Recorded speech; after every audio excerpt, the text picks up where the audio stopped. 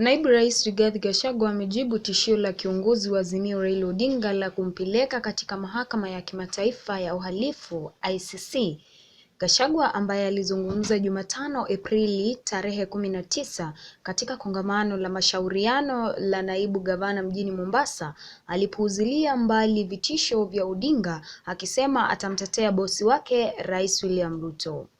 Nikinukuu maneno ambayo Rigathi alisema: "Wenzetu wa Azimio la Umoja hawanielewi. Lazima nimtetee bosi wangu. Lazima ukubali kuchukua risasi kwa bosi wako. Ndiyo maana wanatishia kuniripoti Hague. Je, kumtetea bosi wako na programu zake kunawezaje kuwa uhalifu kuripotiwa huku The Hague?" Wiki jana muungano unaongozwa na Raila Odinga uliandikia ICC kutaka kuchunguza ufanyike kuhusu hali ya kisiasa nchini, ukitaja masuala 9 muhimu ambayo wanataka yachunguzwe, ikiwa ni pamoja na mauaji yalilengwa ya waandamanaji.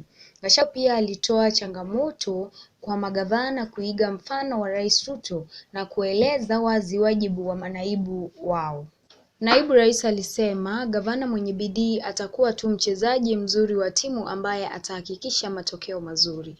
Nikinukuu maneno ambayo Gachagua alisema: "Ninataka kuwasihi magavana wetu kuwazima jani kutoka kwa Rais Ruto katika kesi yangu.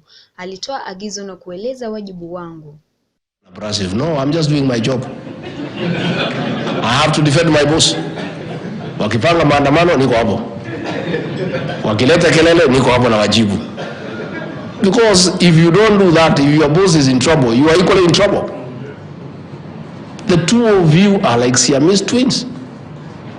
And because he cannot defend himself, you must cover his back all the time. You let the boss to be in front, to pursue the development agenda, to fulfill his manifesto, and you stay behind him and watch his back from all sides. Any ammunition towards him, you stop it. You must agree to take the bullet on behalf of the boss. You must be in a position to step. If somebody is shooting at him, you must come in between the boss and the bullet and take the bullet on his behalf.